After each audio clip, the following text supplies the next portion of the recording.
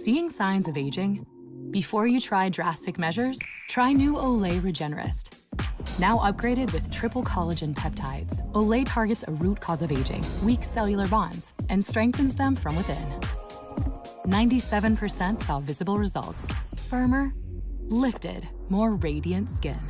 For dramatic results without drastic measures, there's new Olay Regenerist. Only Olay.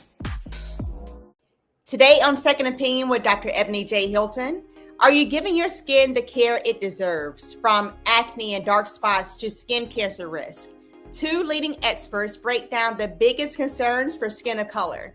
Plus, can your hairstyle and the chemicals you use predetermine your hair loss? One expert shares how to treat thinning edges, shedding, and the chronic condition, alopecia.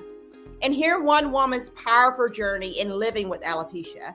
After losing all of her hair, she chose confidence over fear, how her faith, family, and even diet helped transform her life. Also, are you getting enough sleep at night? We uncover the importance of sleep hygiene. Learn how some extra Z's can improve your overall health. Second Opinion starts right now.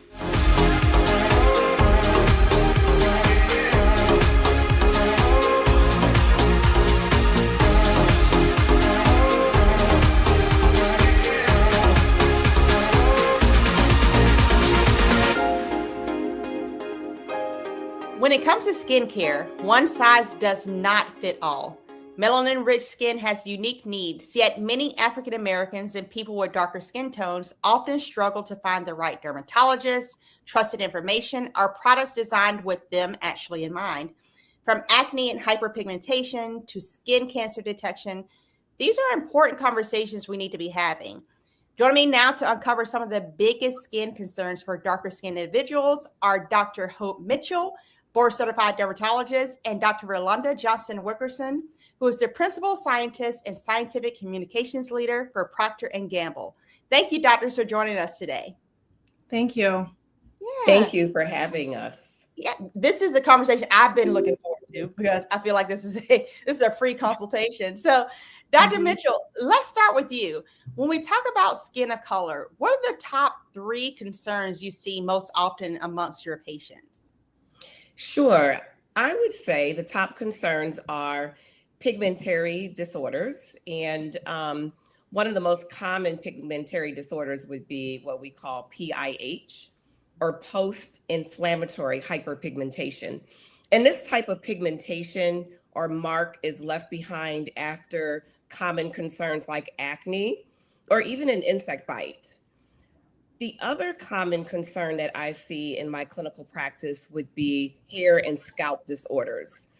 Hair loss tends to be a very, very common concern in our community, as well as scalp disorders like seborrhea, which is a form of dandruff. It drives a lot of people into the office because it's a condition that can cause quite a bit of anxiety in our community, to the point where there's a lot of itching and flaking, etc. And sometimes it can be associated with hair shedding.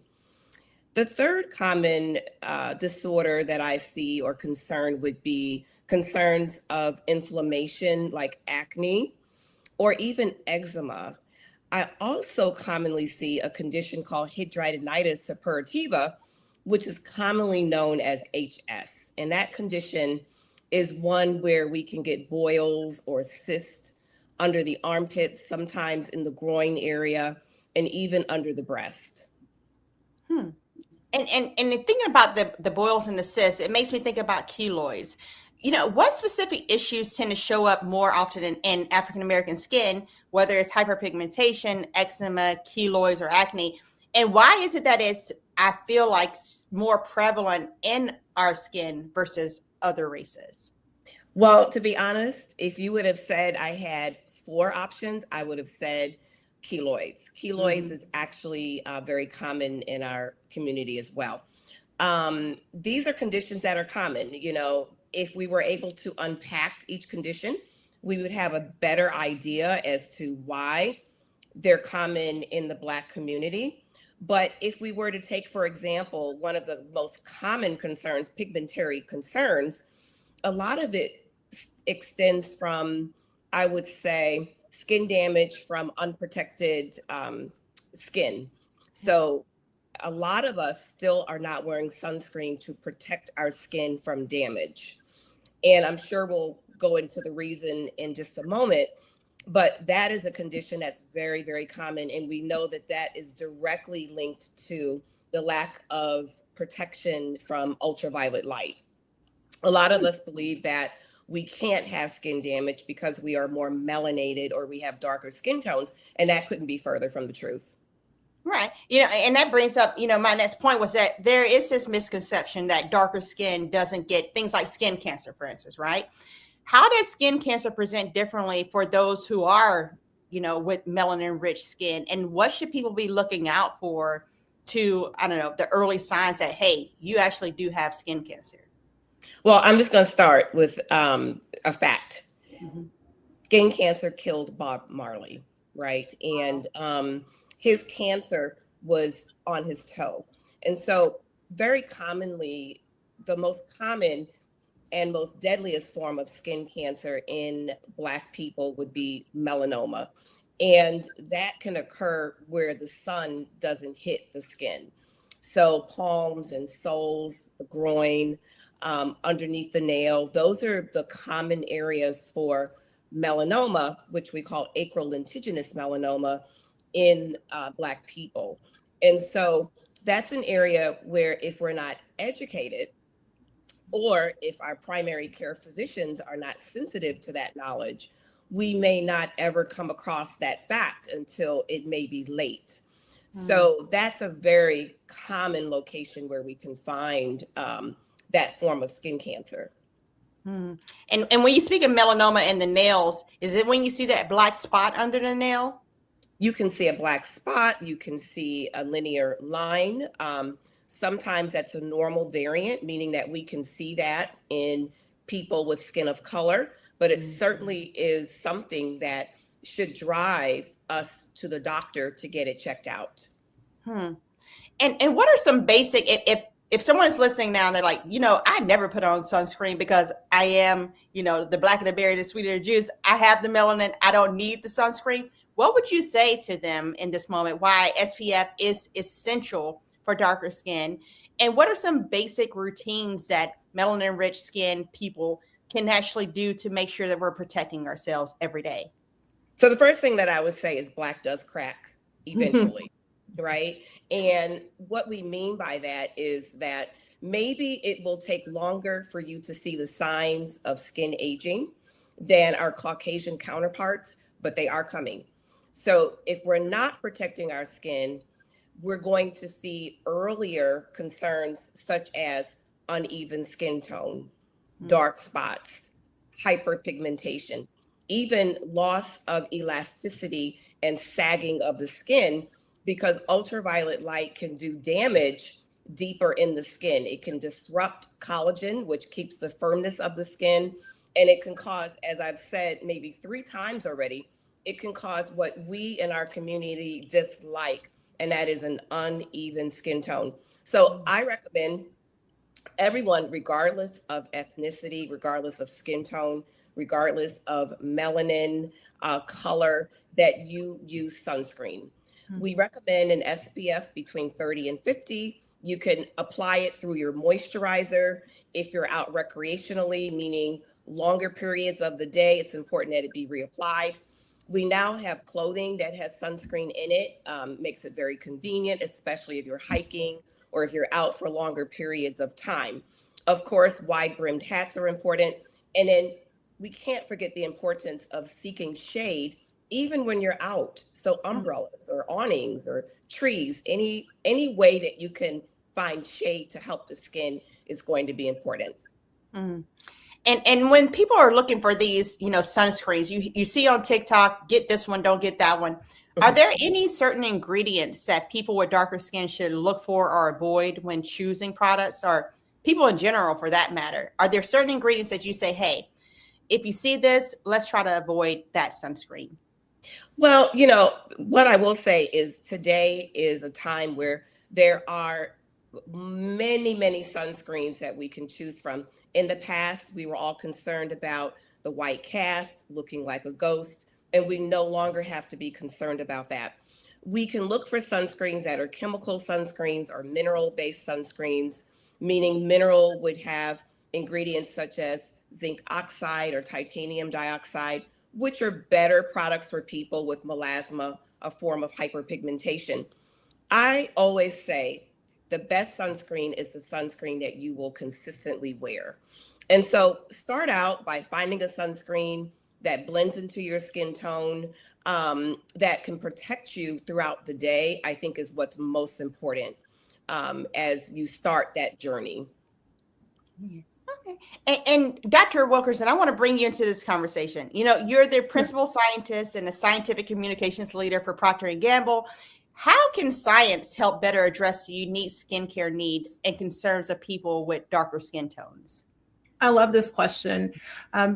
Dr. Hope mentioned several conditions that highly melanated people experience from a skincare perspective and even scalp care.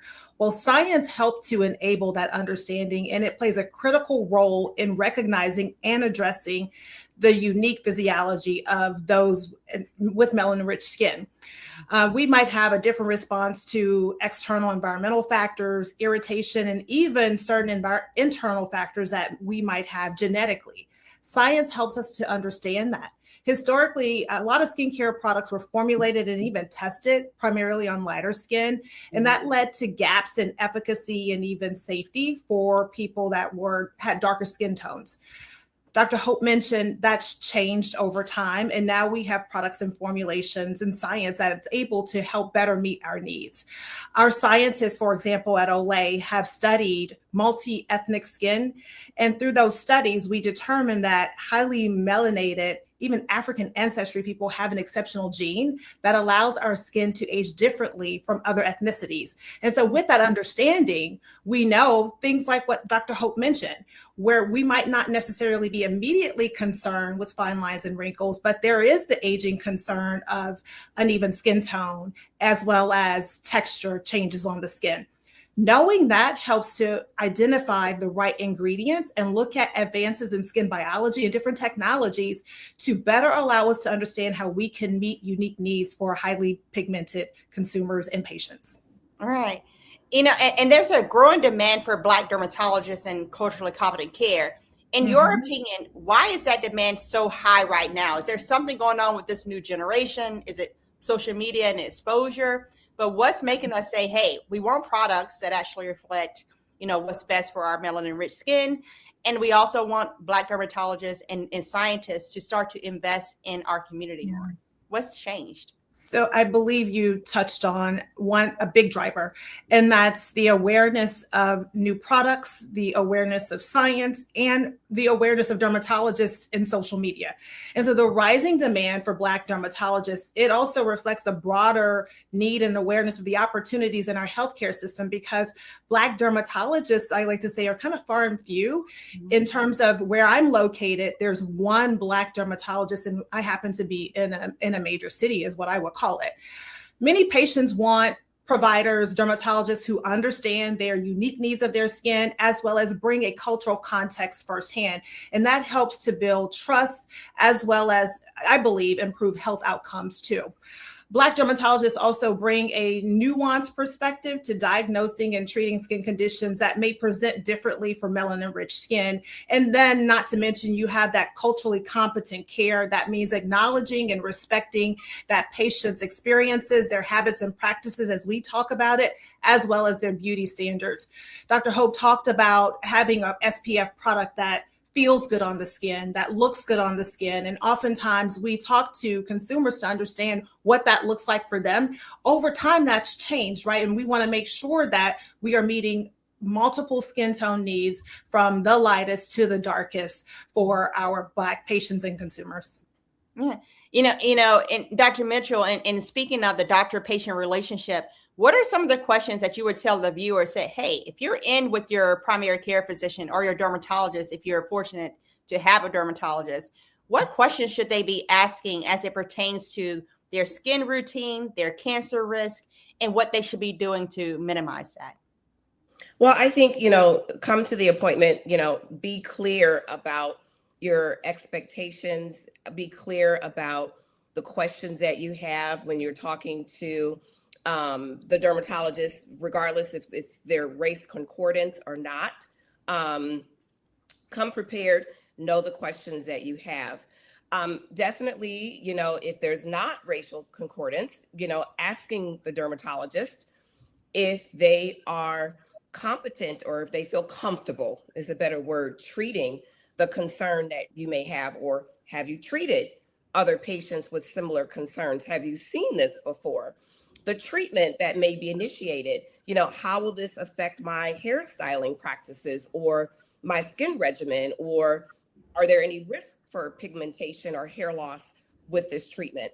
And then last but not least, if you're not happy with, or you're concerned, or you just don't feel 100% about the vibe that you're getting, then get a second opinion. You're not being difficult when you get a second opinion. You're just doing what you believe is medically necessary to advocate for yourself. Yeah. And Dr. Wilkerson, there's many parents who are listening to this right now. They're saying, hey, I also want to try to advocate, not for myself, but also for my teenagers, right? Who are going through changing hormones, breakouts, self-esteem struggles. What advice do you have for parents who are managing teen skin and acne? Should they continue with over-the-counter medications and over-the-counter kind of products? When should that shift to say, now you may need to see actually a dermatologist for treatment? Well, this hits home for me. As Dr. Mitchell notes, I have a teenager, one that's 13, well, actually 14, and then one soon to be 13. So I'll have two teenage boys in the home, one who's actually experiencing those skin changes right now, and the other we're starting to see. A couple of things that I impressed upon them initially, and this is for all parents of teenagers who might be experiencing hormone changes and then as a result, acne. Cleansing is so very important. It's a baseline for your skin. You want to start off with a good cleanser, and then also you want to start off cleansing effectively. I literally had to show my teenage son, here's how you clean your face properly, right? So that's first and foremost. Secondly is incorporating something like a salicylic acid cleanser that's going to address some of the bacteria on the skin that's really driven by the hormone changes in the acne that occurs on the skin. First and foremost, cleansing, and then you might want to introduce a leave-on treatment that has a salicylic acid or benzoyl peroxide ingredient in the product. If they're not seeing it resolve, this is where I would recommend going in and seeing a dermatologist. The other piece I recommend is keep your hands out of your face. Mm-hmm. My son continuously, when you see something, you touch it, something that's different and new on the face, but that actually makes it worse. It introduces more bacteria. And then some teens get into the realm of picking at their skin, which then results in acne hyperpigmentation. There can also be acne hyperpigmentation without picking at the skin.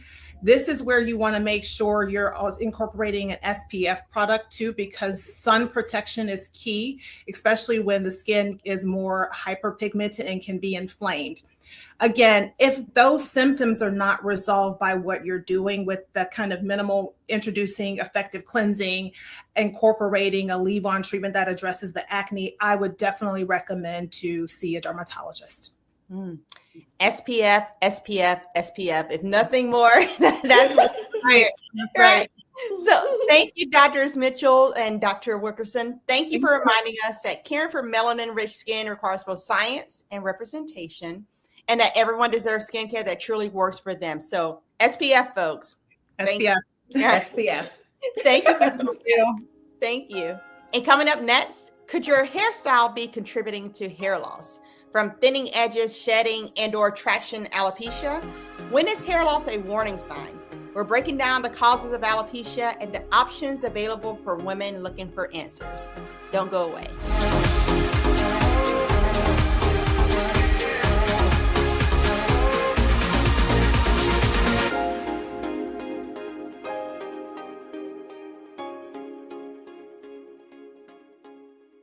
Folks, let me be real with y'all. If you are on Medicare or about to be, the system is not set up to work for you. Too much fine print, too many plans, and too many people making money off of your confusion. And look, we're used to this. We're no stranger to systems that don't have our best interests at heart. But we don't have to accept it when it comes to Medicare. That's why I'm telling you about Chapter.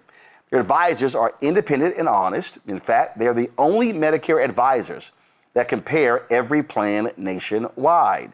And they're focused on one thing, what actually works for you. If there's a better plan out there, they'll find it. If you're already in the right one, they'll tell you that as well. No games. Just last year, people who switched with Chapter saved an average of $1,100. It's 20 minutes with a real person, completely free. So give Chapter a call, 724-264-8281, 724-264-8281, and connect with someone you can trust.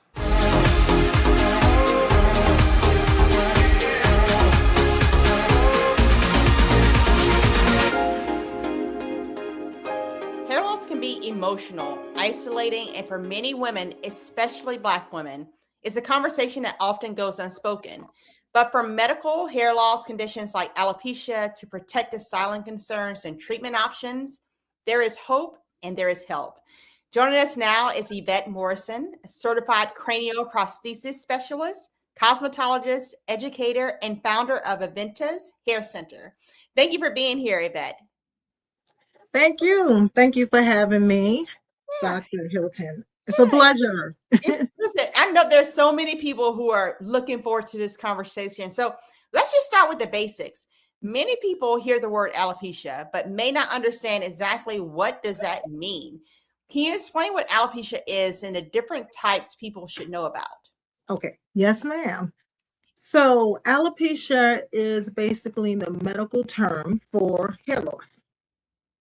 And it's broken up into two categories. So you have non-scarring alopecia and you have scarring alopecia.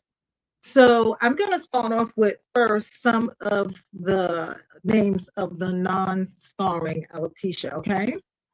So first you have androgenetic alopecia. You have telogen effluvium alopecia, and you have alopecia areata. And then for the scarring alopecia, you have centrifugal cicatricial alopecia, which is CCCA. You also have LPP, which is lichen planopilaris. And then you also have FFA, which is frontal fibrosing alopecia. And when you mention scarring alopecia, for those who haven't dealt with this condition, does that mean that the skin actually scars down? What's the difference in those two, scarring and non-scarring? Okay, so with non-scarring alopecia, basically the follicle is not damaged. So if you have hair loss, the hair can grow back. When you have scarring alopecia, basically scar tissue forms around the hair follicle. So that causes total destruction to the follicle on a stem cell level. Yeah. And what are some early warning signs people may be experiencing hair loss beyond what they may think is just typical normal shedding in the shower? Okay. So it would be, for one, if you see your part in the crown area starting to wide, that is a sign. If you notice your density is starting to decrease, you notice, like, let's say if you wear a ponytail and the ponytail seems like it's less hair, it seems thinner. Those are the signs. Thinning in the temple area and just diffused hair loss all over. And for, I just had a set of twins. I often have told people are telling me, get ready, like you're going to lose your hair in 3 to 4 months, right?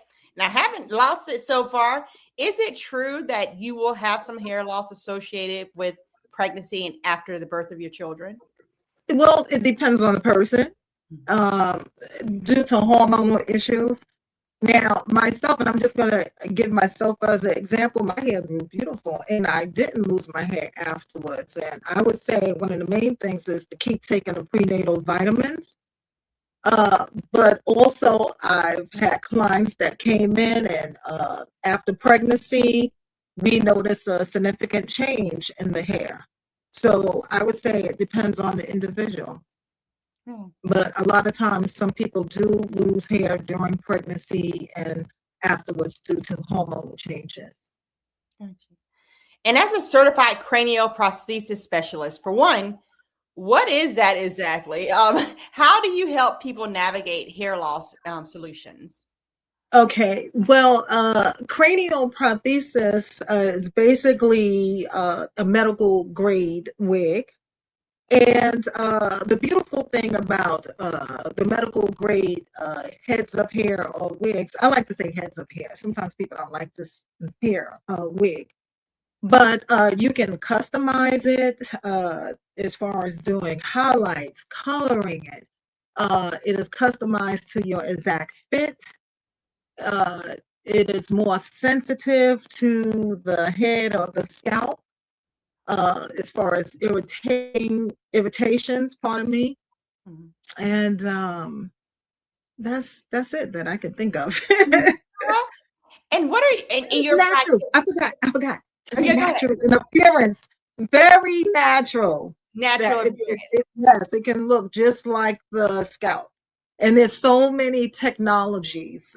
You have some that look like skin. You have some that are made with French lace or silk, and it looks just like hair strands growing out of the scalp. And So, where do you find those prosthetics? Okay, so at a beauty store, or where do you find those? No, we have to specially order them. So those are custom made overseas from hair factories.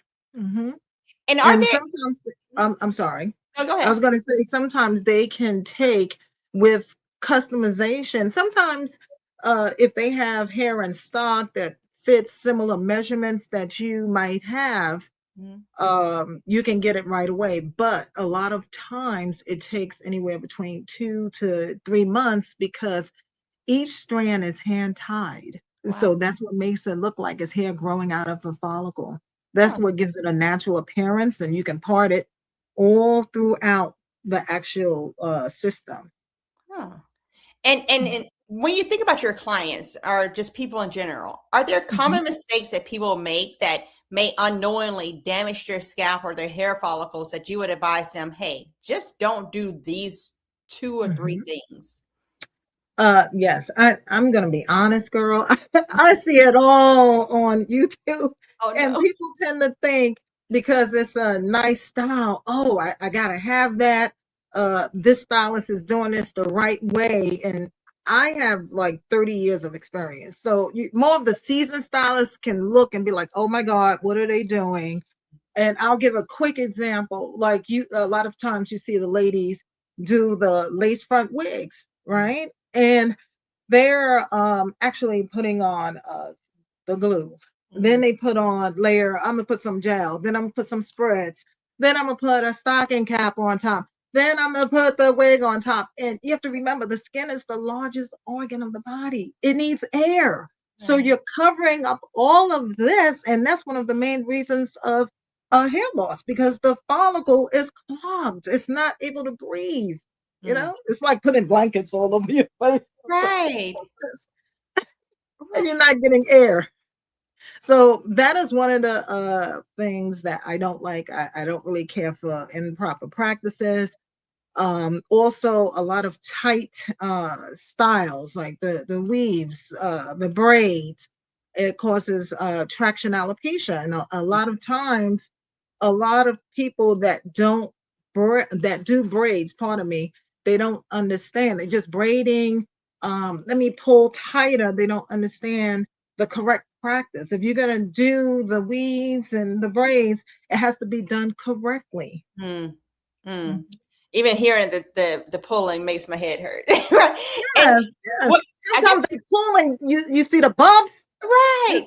Or it hurts. Yeah. Afterwards, it's just too tight. And then when you take the hair out, a lot of times with the braids, have you ever saw when the braids are taken out, you might see the little bulb where the hair just came all the way out? No. I've actually seen that. And sometimes I see it on little children. too. I used to see it with the braids, and you can see it just pulling. It's Right. just, it's too It's tight. too much. So, and then the improper chemical relaxant. I know your hair is straight. Is your hair natural? It's Yeah. natural. But let me ask you a If I question. can get it, and for the record, if I can get it to curl, if you have any options out there, I'm listening. Okay, we're going to talk about that. But I want to ask you this question. Now, have you ever got a relaxant before? No. Okay, so back in the day now, I've been a stylist for 30 years, 30 plus years, right? And one of the mistakes that stylists used to always ask clients, just let me know when it's burning, I'll take the relaxer Oh off. no. That's one of the worst things you can do. Yeah. Okay, because the relaxers are supposed to be timed based on the coarseness of the hair or the thickness of the hair. So if the hair is fine, then it's less time. It might be 15 minutes processing time. If the thickness is medium, the density, if it's medium, then you would process it for 20 minutes. If it's coarse, then you would process it for, the diameter of the hair shaft. If it's coarse, then it processes for 25 minutes. A lot of people think, okay, I'm just going to leave it on until it's burning and then take it off. So if you have hair that is fine in diameter, but you left it on for 25 minutes, you not only damage the scalp, you over process the hair as Oh, well. So yes. those are some of the factors with cicatricial alopecia as well. Well, if someone's listening now and they're saying, okay, what's the other end of the spectrum? These are things we should not do.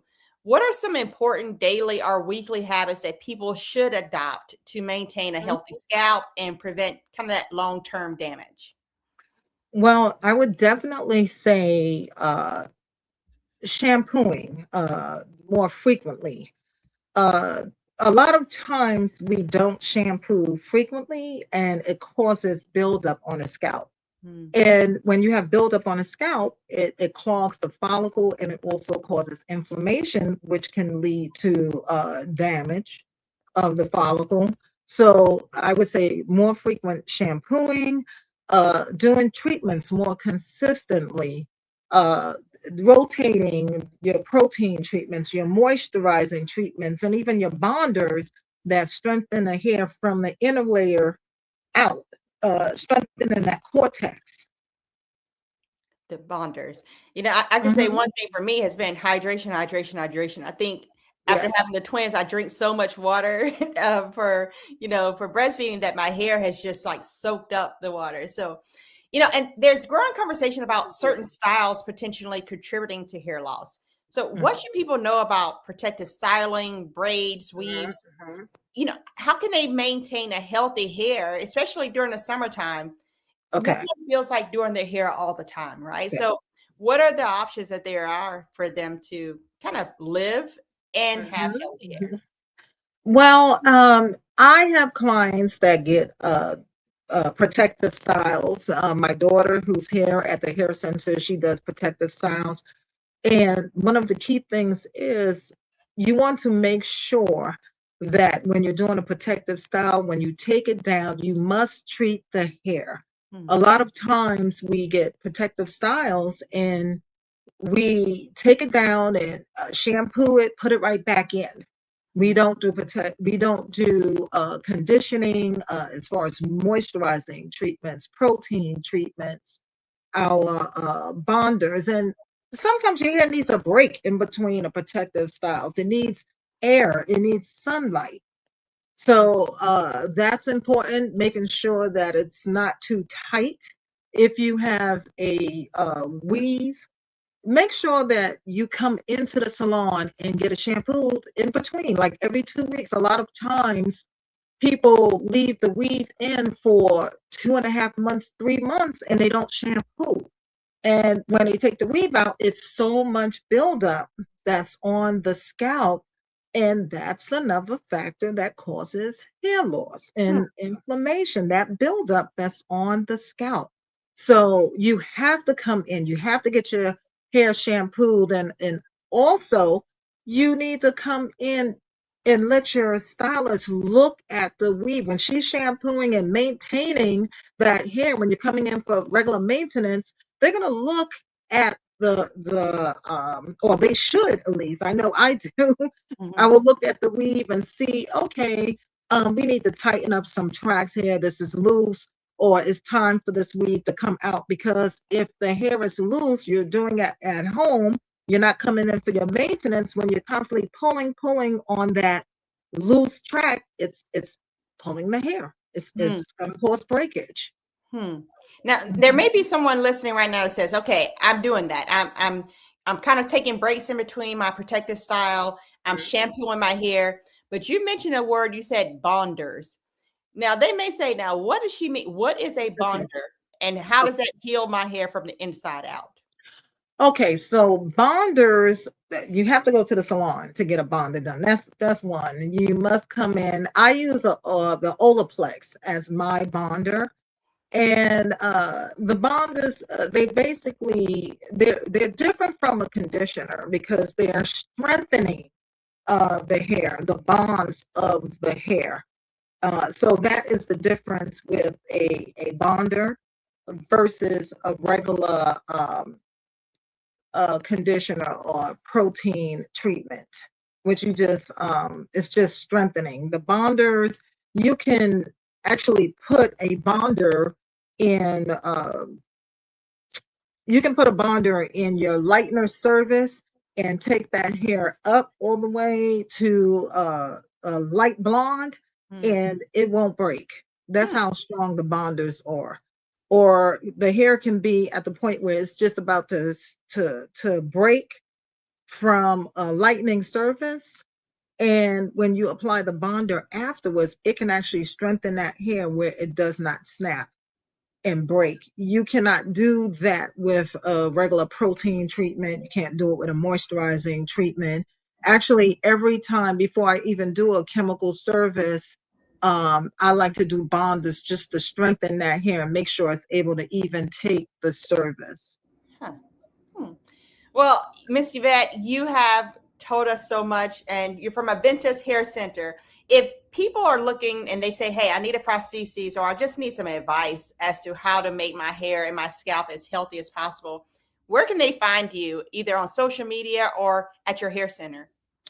Yes. And if I can add this real quick, Sure. I am getting ready to be certified as a trichologist. That's why I know so much. That is So fantastic. I'll be graduating in June as a trichologist. I just wanted to add that real quick.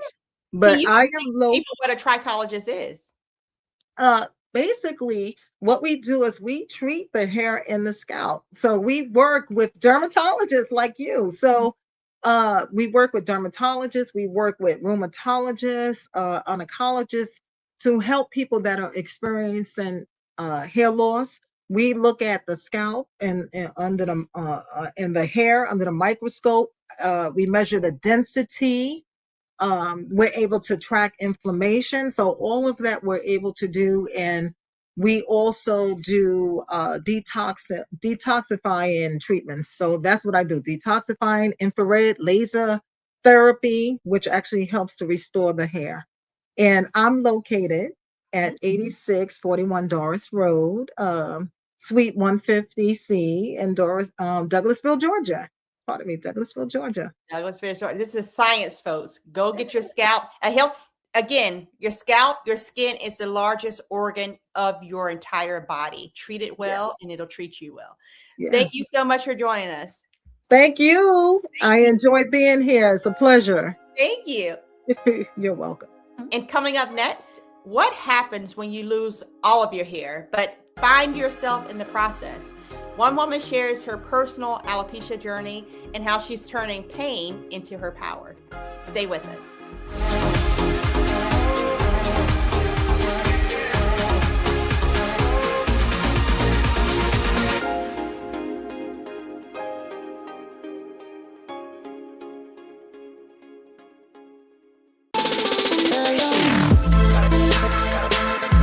Hey Hey y'all, welcome to The Other Side of Change, only on the Black Star Network and hosted by myself, Bria Baker, and my good sis, Jamira Burley.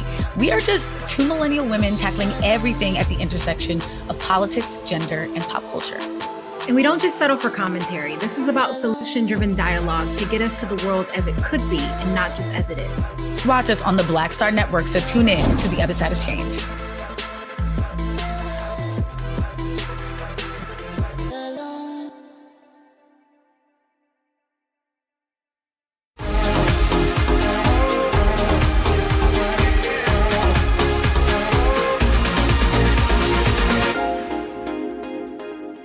Alopecia is more than hair loss. It can be a deep personal journey that impacts a woman's identity, confidence, and everyday life. But it can also be a story of resilience and empowerment. Joining us now is Nasha Snipes, a wife, mother, and alopecia warrior who has courageously embraced her journey after losing her hair. Nasha, thank you so much for sharing your story with us. Oh, thank you for having me today. Yeah. Now, when did you first start noticing something changing with your hair? What was going through your mind at that time of your life? So it was about 2012, I think, and I noticed that there was a spot like around the nape of my neck.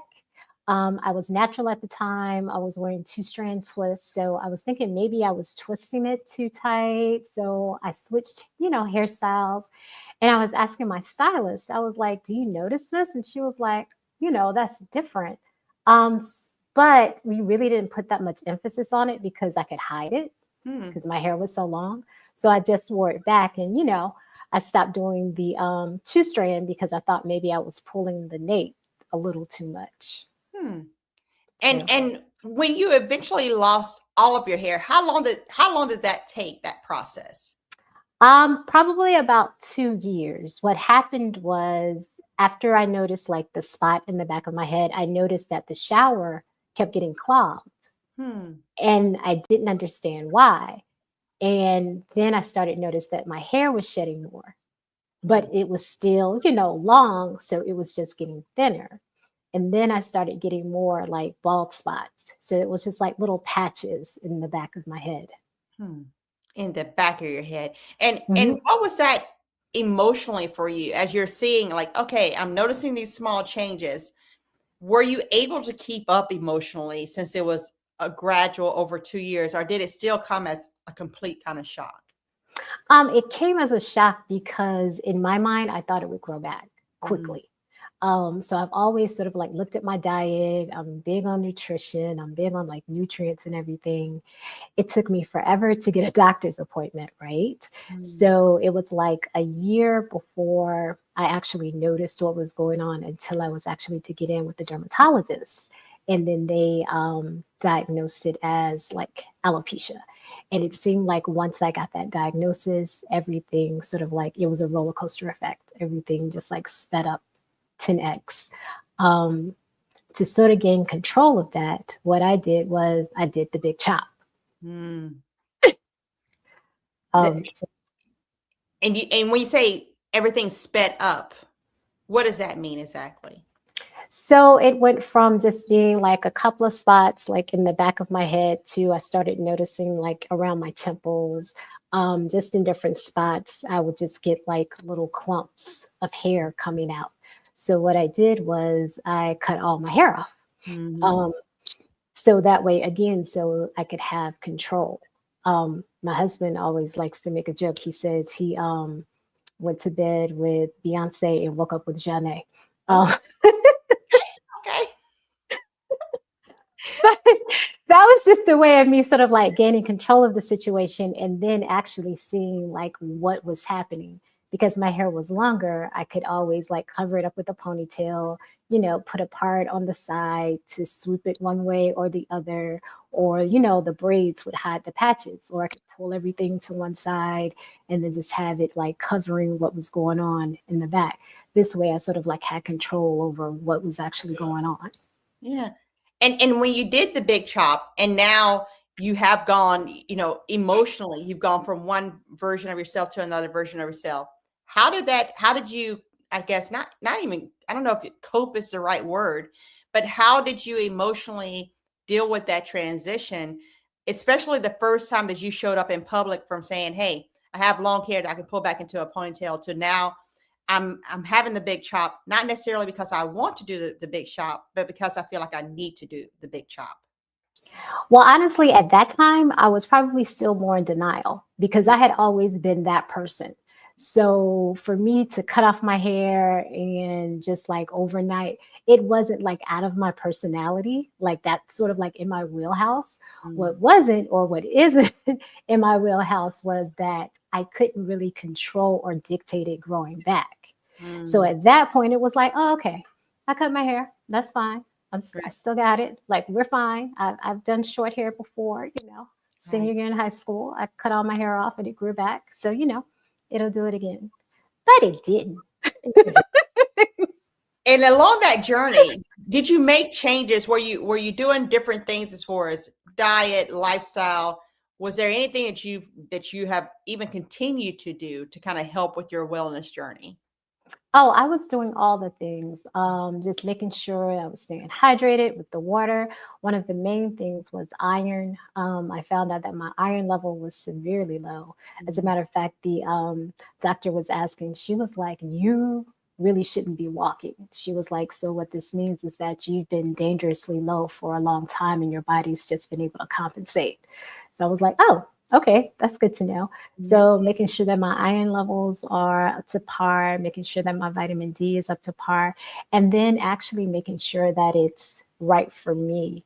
Because with me, my vitamin D levels have to run a little bit higher than what's normal. And that's what sort of like sustains me. So it's not like anything off the charts, but it's just more in the higher range of that like median that we have for, like normal vitamin D, normal iron levels, right? So really looking at things like that.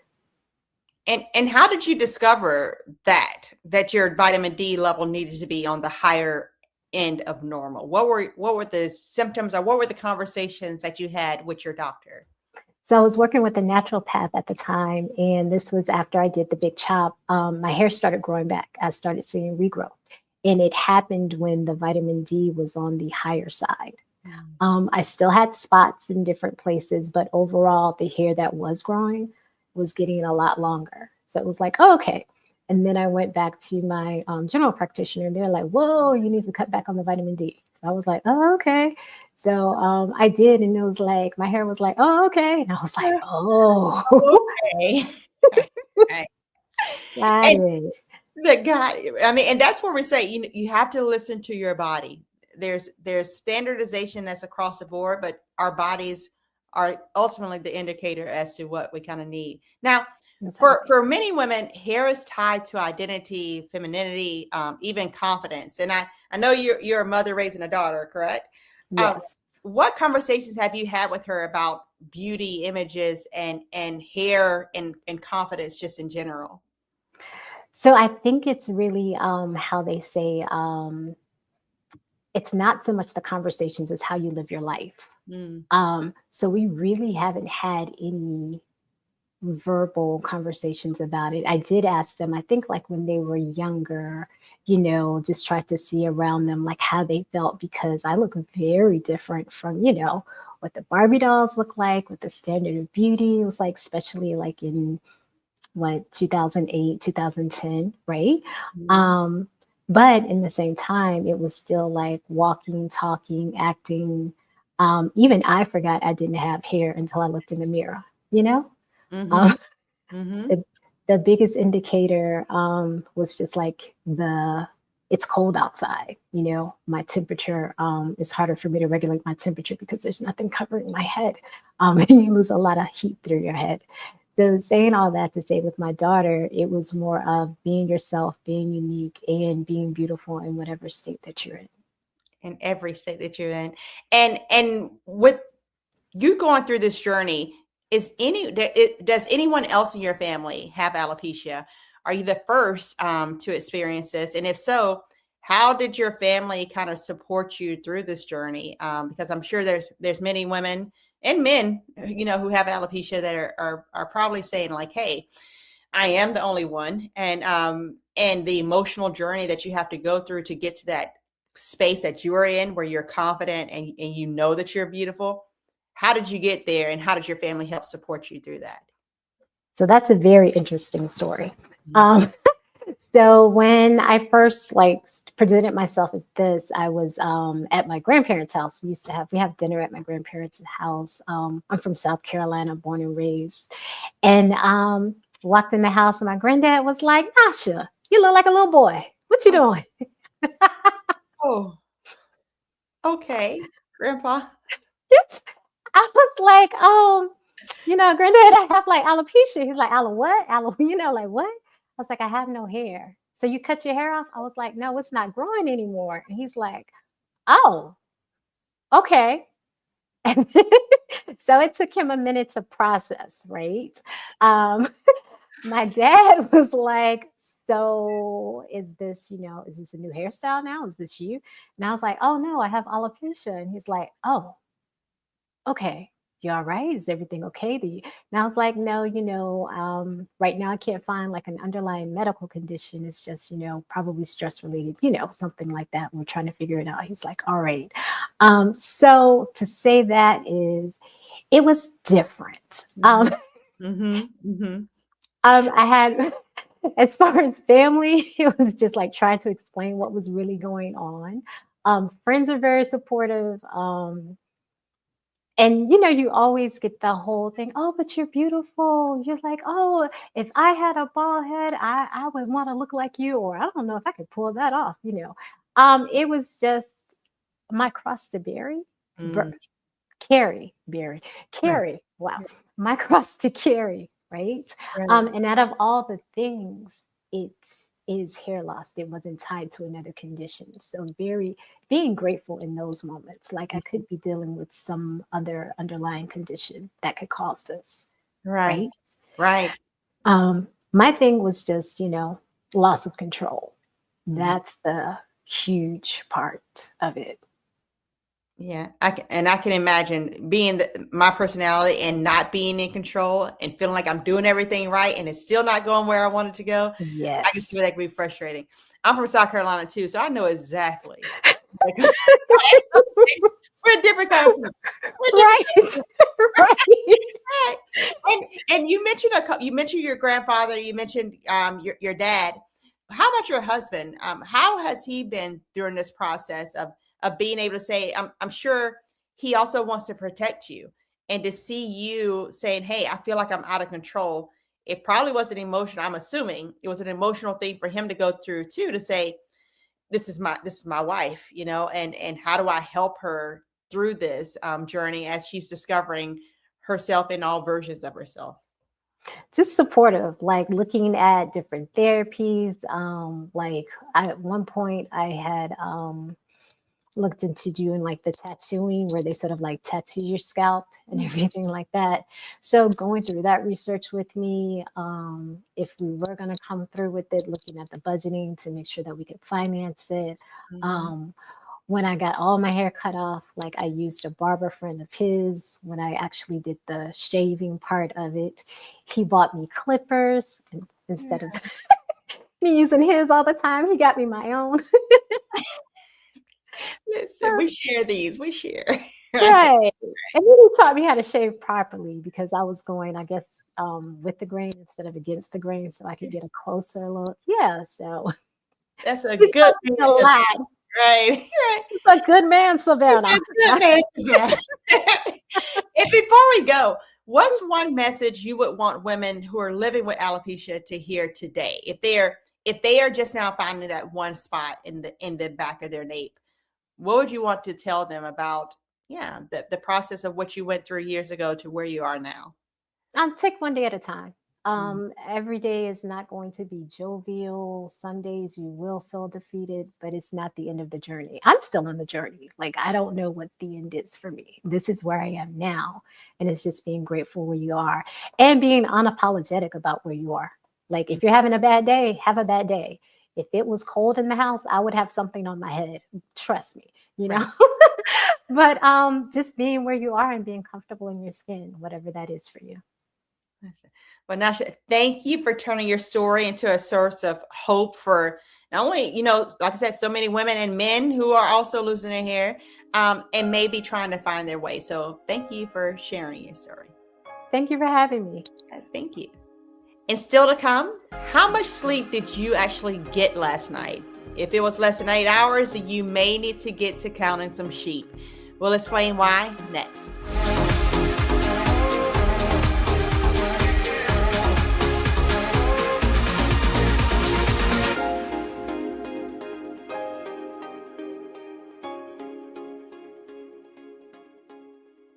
I'm Brittany Noble, Midwest-born, HBCU educated with experience in newsrooms across the country. Well, I've teamed up with Roland Martin to bring to you The Breakdown. This isn't just news. It's our stories, our voice, our community. Join me for The Breakdown, Monday through Friday at midday, only on the Black Star Network.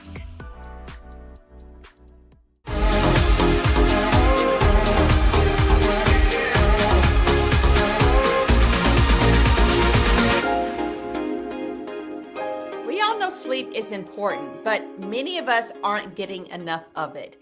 Poor sleep can affect everything from our mood and memory to heart health and immunity. Joining us now is Dr. Yolanda Coleman, chief nurse, to help us understand the power of sleep hygiene and how small changes can lead to big improvements in our health. Dr. Coleman, thank you for being here. Thank you for having me. Yeah. So let's start with the basics. When we say sleep hygiene, some people are thinking, oh, that means shower before I go to sleep.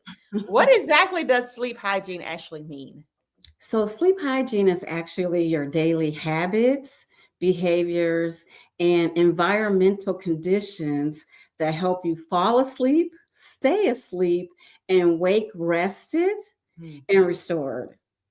Mm.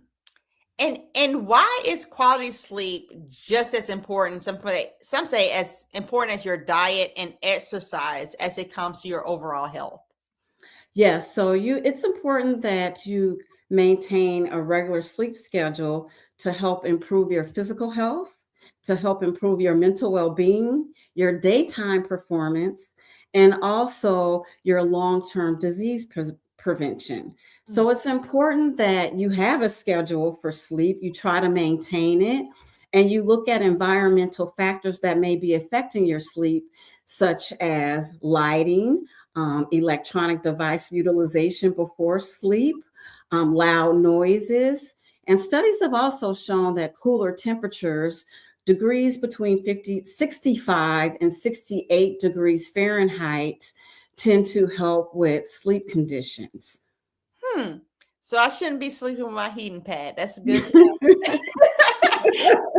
What happens to the body when we consistently do not get enough sleep? Like what actually triggers in our body that causes these health conditions? So your body can actually be affected with a lack of mental cognitive function. So you can have issues with your memory, your focus. You can have chronic diseases. You can also see issues with memory function and also increase in accidents. One of the things that the CDC has said that the US adults only get about a third of what they need to get for sleep. And most adults get way less than 7 hours of sleep. And the CDC states that 7 hours of sleep will be about what you need to get to function appropriately. So when you don't get those numbers of hours of sleep, you have an increased risk for accidents, chronic diseases, and cognitive decline. A study at Harvard Health showed that a lack of about 24 hours of sleep can be similar to impaired performance of a blood alcohol level of 0.10%. Wow. And I know there's been plenty of studies looking at doctors, and it literally caused us to shift the way that we did medical training, where we weren't keeping people up for 20, 30 hours and then having them in the hospital. Yes, it used to happen. So absolutely. Is there a difference in the amount of sleep that men need versus women? Because I feel like my husband can get away with not sleeping as much, but if I don't get my full, that I feel it throughout the day. Is there a difference? So we all, men and women, do need about 7 hours of sleep, but some of the differences with women include the hormones such as estrogen and progesterone. Women that are going through perimenopause and menopause have unpredictable shifts in those hormones, and those two hormones often affect your sleep patterns. So if you have a drop in your estrogen level, which typically affects temperature regulations. So if a drop in estrogen lowers and then you have a slight temperature change, that can trigger things such as night sweats, rapid heart rates, jolts of wakefulness in your sleep, and other conditions. So 40 to 60% of perimenopausal women say that they experience difficulty sleeping or sleep disruption in the middle of the night. And that can last anywhere from 20 to 40 minutes per episode. Wow. And how can someone kind of differentiate between just poor sleep habits and actual sleep disorders like insomnia or sleep apnea? And when should they actually seek medical help because their sleep is so poor? So if you're fatigued or just haven't been getting sleep day to day, and then you see that once you get rest, you feel normal. But if you're seeing that your partner is telling you you have excessive snoring in your night, or you're gasping for air in your sleep, then you need to seek medical advice to ensure that you're not experiencing sleep apnea. Hmm. Hmm. And we often hear people say, listen, I can function on 4 to 5 hours of sleep. And back when I was in my 20s, I thought that I was one of those persons, maybe. But what does science actually say about how much sleep adults truly need to stay healthy? Well, the research has shown is it centers around about 7 hours of sleep and nighttime sleep. So, being awake during the day, keeping your circadian rhythm normal where you're awake during the day and then you're sleeping at night. That leads to a better quality of sleep. Now, you mentioned some external factors like people scrolling on TikTok or Instagram, you name it, on their phone, or having the TV on that can disrupt their sleep quality. What about some kind of other social things, caffeine, alcohol? Do any of those kind of have an impact on whether or not you have a good night's sleep or whether or not you're actually having 4 or 5 hours of sleep? They all do. So electronic devices have impact on your sleep. Electronic devices such as phones, tablets, laptops, TVs, they all produce blue light. And blue light reduces melatonin. Melatonin is a hormone that helps you fall asleep. So your brain can be tricked into thinking that you should stay awake with the lack of melatonin. Caffeine has a half-life of about 5 to 7 hours. So if you go get that cup of coffee at 3 p.m. or later, you just may be awake later in the night. Alcohol is another factor that can affect sleep. Even though some think that, having a drink of alcohol can keep them asleep, they may go to sleep faster, but then they may have fragmented sleep. And alcohol also decreases your REM, or what's known as your rapid eye movements. Rapid eye movements is needed in your sleep cycle to help you maintain sleep. It's a part of your sleep cycle, about 20 to 25% of your sleep cycle. And then that accounts for about 90 to 120 minutes of your nighttime sleep. The alcohol can affect your REM in the sense that it will not develop your brain activity during sleep. It will not consolidate your memory or enhance your cognitive function. Some other factors that may affect your sleep include taking long or late naps, eating heavy meals. Heavy meals and then laying down can lead to reflux or indigestion. And so then your body is focused on digestion instead of restful sleep. having those intense conversations at night, reading work emails to keep your mind going, or just other intense activities can help you stop you from sleeping. And your body doesn't instantly go from problem solving mode to sleep peaceful mode. So there are several factors that can also contribute to not sleeping. So if someone's listening right now who says, okay, yes, my sleep cycle and my sleep schedule is completely off, what are the most effective steps to kind of reset their cycle and get them back on track?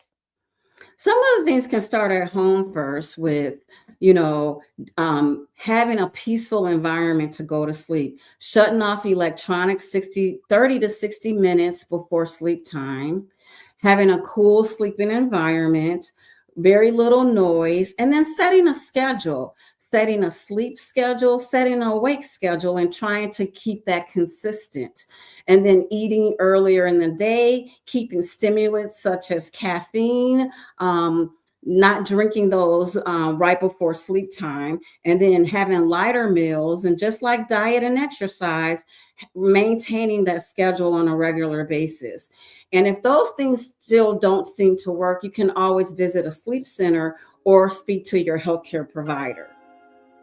Well, you heard it there, folks. Thank you, Dr. Coleman, for reminding us that sleep isn't a luxury. It's actually a necessity for our health and well-being. Thank you so much. Thank you. And still to come, my prescription of the week. Stay tuned.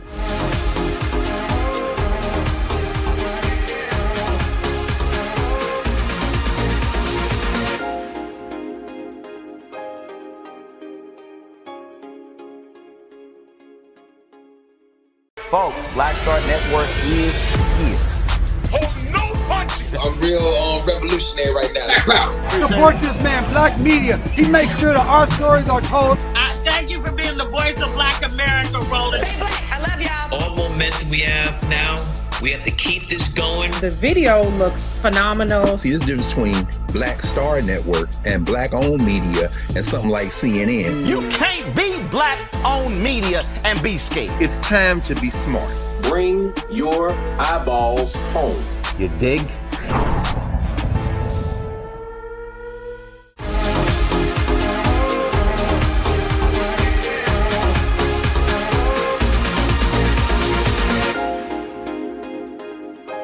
Now let's talk about something incredibly common but often overlooked. It's iron deficiency anemia. Iron is an essential element for your body because it helps you make hemoglobin. And that's the part of your red blood cells that carries oxygen.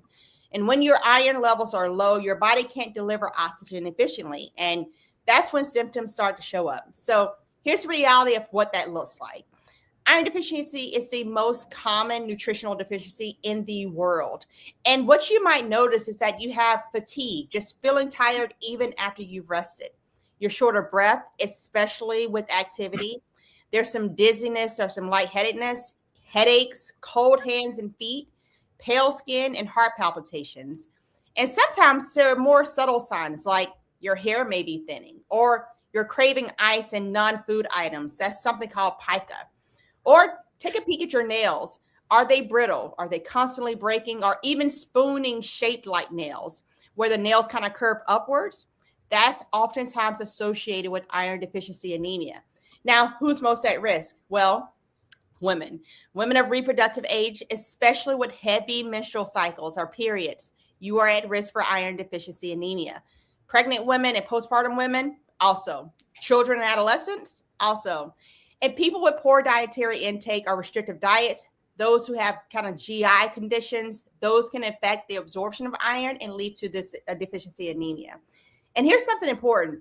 Iron deficiency anemia isn't always just about diet, but it can also be a sign of blood loss like heavy menstrual cycles, fibroids, or even slow bleeding from the GI tract. And that's why it's important to find the cause, not just treat the number. So how do you fix it? 1, eat iron-rich foods like red meat, leafy greens, beans, lentils, and fortified cereals. 2, make sure you pair it with vitamin C like citrus because that improves the absorption. 3, timing is so important. You must avoid taking iron with calcium tea or coffee because that can block the absorption. So don't have it with your morning coffee, right?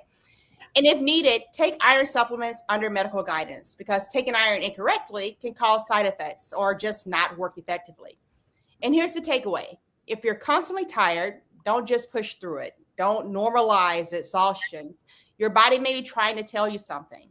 Iron deficiency anemia is common, but it's also treatable. And when your iron levels improve, so does your energy, so does your focus, and so does your quality of life. So listen to your body, ask questions, and don't ignore the fatigue that just doesn't make sense. And that, my friends, is my prescription of the week. Thank you all for watching, and we'll see you next week on Second Opinion.